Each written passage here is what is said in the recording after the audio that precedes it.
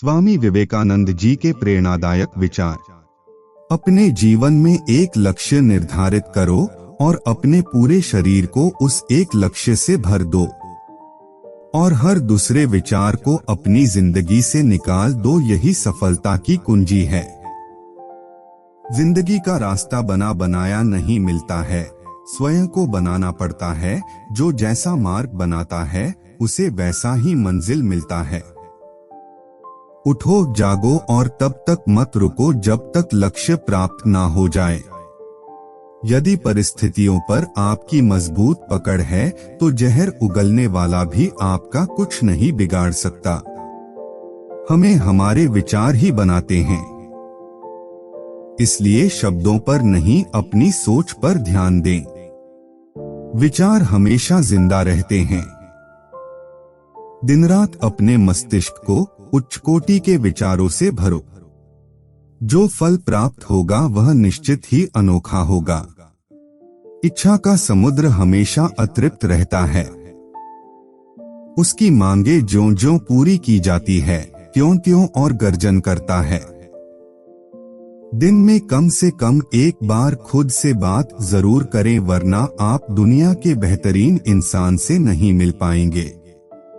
जितना हम दूसरों के साथ अच्छा करते हैं उतना ही हमारा हृदय पवित्र हो जाता है और भगवान उसमें बसता है।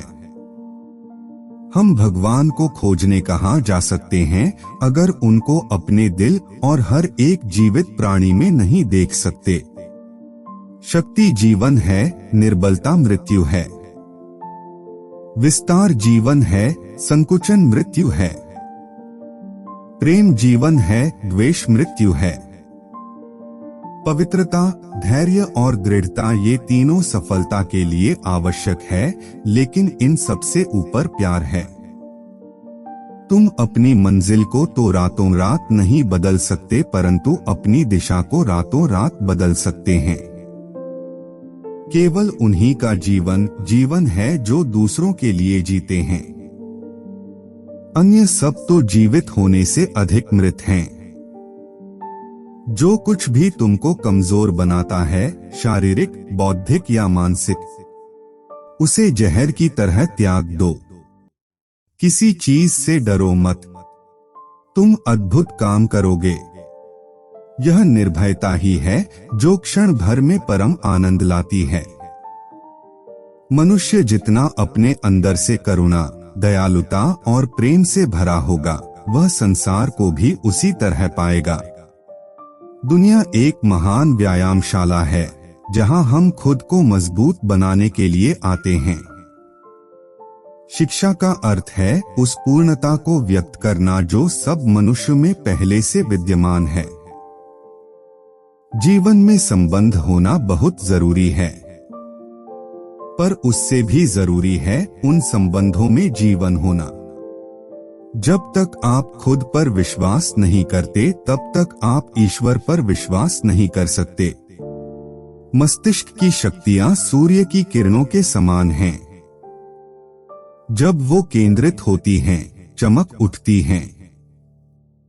संगति आपको ऊंचा उठा भी सकती है और यह आपकी ऊंचाई को खत्म भी कर सकती है।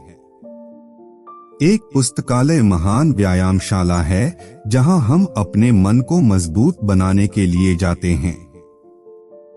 संभव की सीमा जानने का एक ही तरीका है, असंभव से भी आगे निकल जाना। जो अग्नि हमें गर्मी देती है, हमें नष्ट भी कर सकती है। यह अग्नि का दोष नहीं है। सच को कहने के हजारों तरीके हो सकते हैं और फिर भी सच तो वही रहता है। हर काम को 3 अवस्थाओं से गुजरना होता है, उपहास, विरोध और स्वीकृति। वह आदमी अमरत्व तक पहुंच गया है जो किसी भी चीज से विचलित नहीं होता है।